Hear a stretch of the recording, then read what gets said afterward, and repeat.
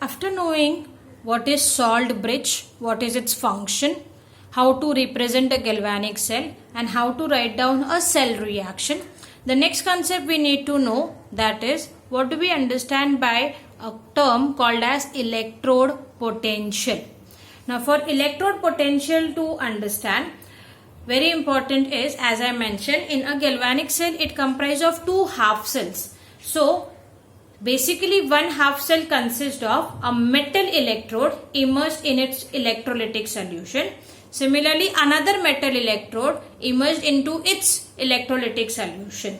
Now that metal electrode and its solution, between the two there exists a difference of electrical potential. That electrical potential established between the electrode half reaction occurring at the electrode surface is nothing but called as electrode potential. Means the surface of separation of metal and solution, that surface separation exists with a difference of electric potential, and that electrical potential is nothing but termed as electrode potential. The potential which is associated with the oxidation reaction, means anode and its electrolyte, is termed as oxidation potential, while that associated with reduction, means cathode and its electrolyte, is termed as reduction potential. Oxidation potential also written as E-oxy and reduction potential also written as E-rid or E-red. Always remember, oxidation potential will be one which is taking a place at anode and reduction potential will be the one which takes place at cathode. Now generally, what is oxidation and reduction?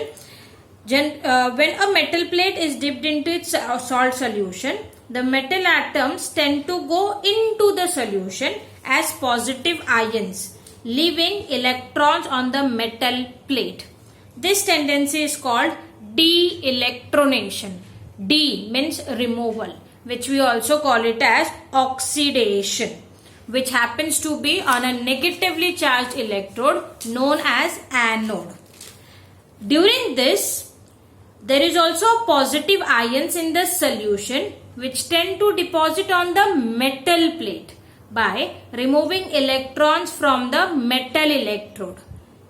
This tendency is called electronation, means it is depositing on the metal plate by removing the electrons. So that electronation is nothing but also called as reduction, which happens to be on a positively charged plate which we call it as cathode.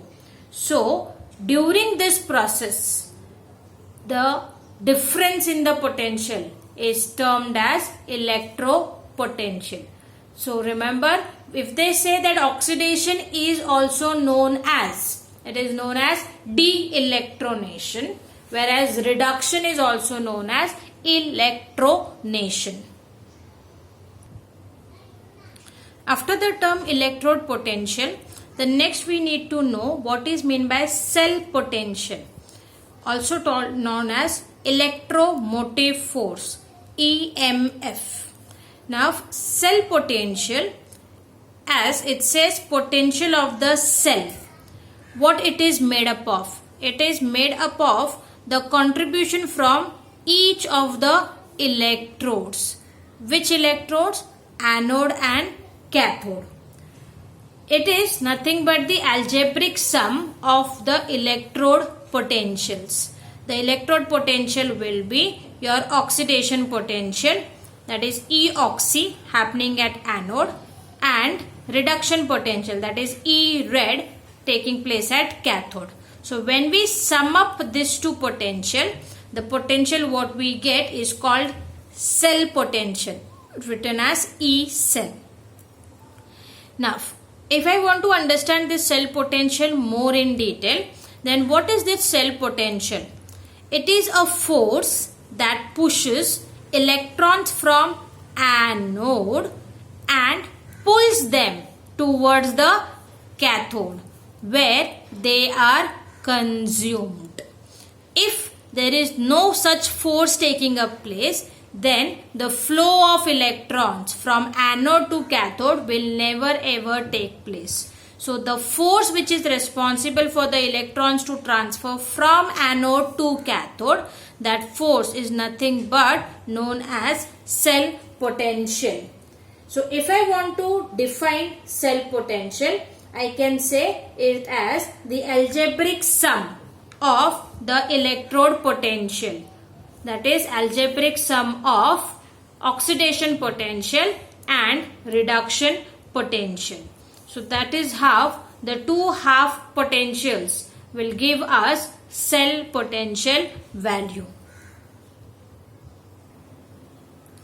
After knowing cell potential, the next term is standard potential.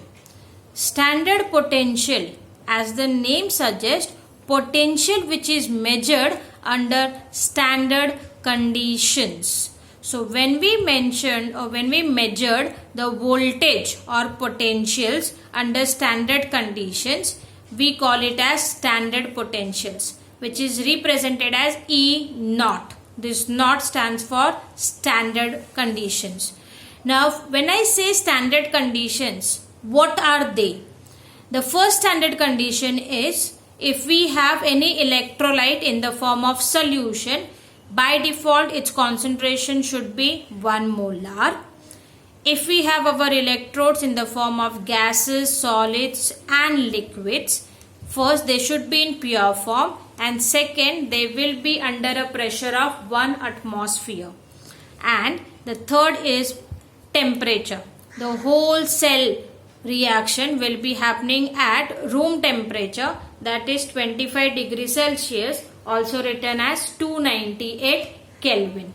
So when we find out the cell potential by keeping this condition standard, then we call it as standard cell potential.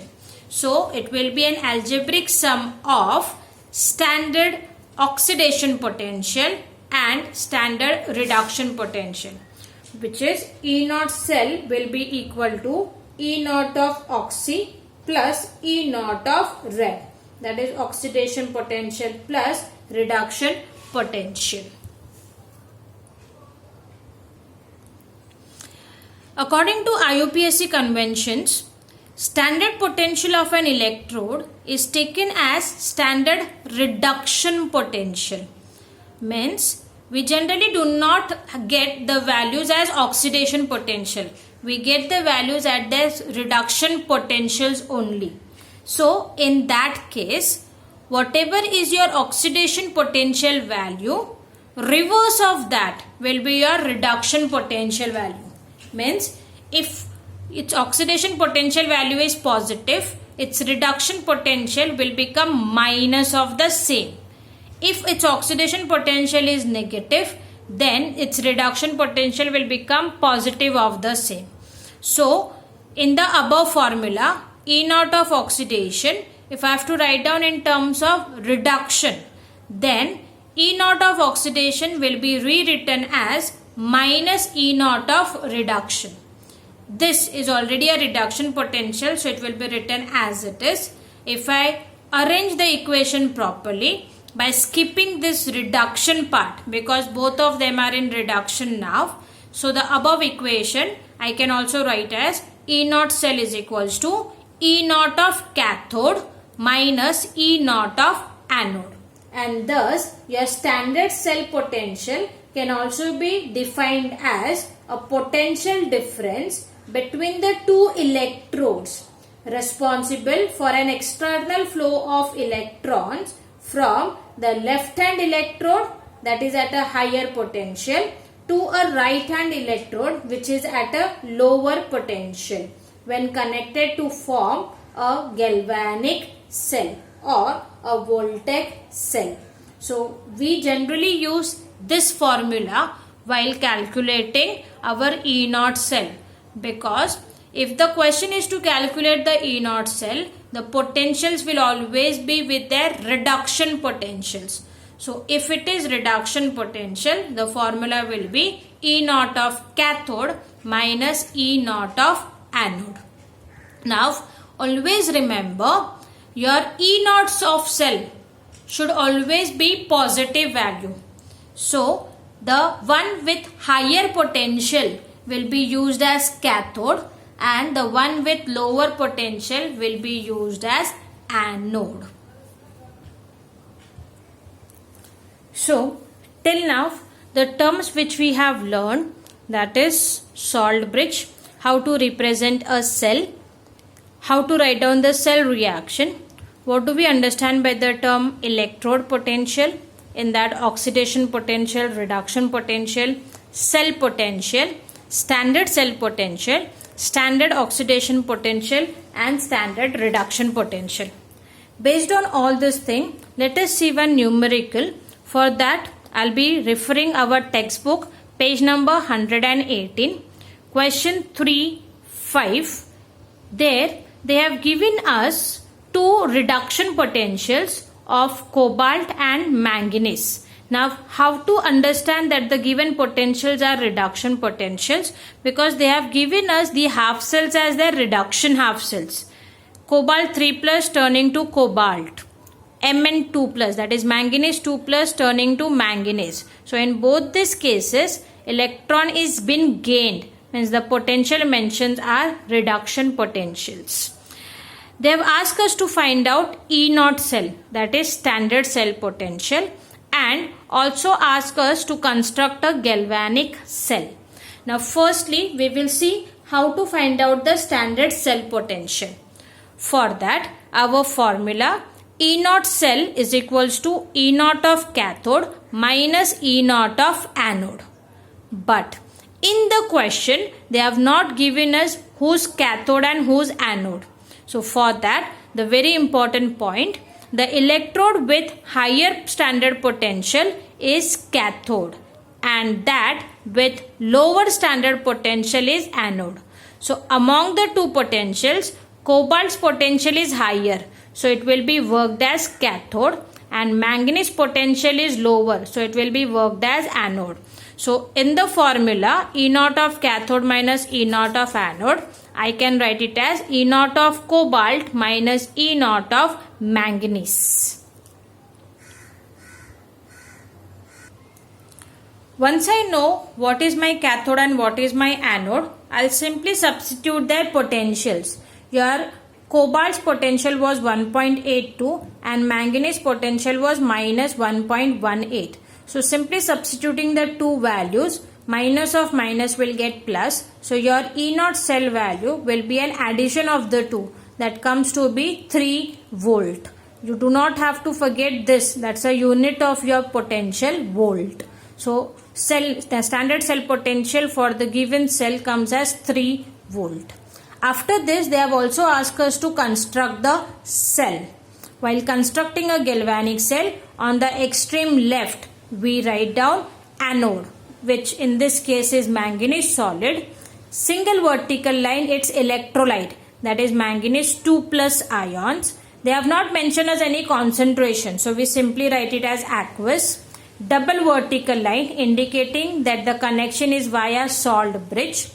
Then the electrolyte of cathode part, which is cobalt 3 plus, again in the aqueous form. Then single vertical line cathode, that is our cobalt, which is in the form of solid. Now as both the electrodes are in the form of solid, the connection will be direct. So this is what its cell construction will be. So this question may come for 3 marks, where 2 marks will be to calculate E naught cell and 1 mark will be to write down the cell construction. So I hope you have understood what we did in today's class. Today's class we have just talked about galvanic cell, the few important concepts regarding galvanic cell. So there the first we did was salt bridge, its construction, its function. Then how to represent a galvanic cell, how to write down the half reactions of galvanic cell. Next is what is mean by electrode potential, oxidation potential, reduction potential, standard cell potential, standard oxidation potential, standard reduction potential, a formula to calculate standard cell potential, and based on this concept we have done one numerical from the textbook today. I hope you have understood what we have done for today's class. Thank you very much.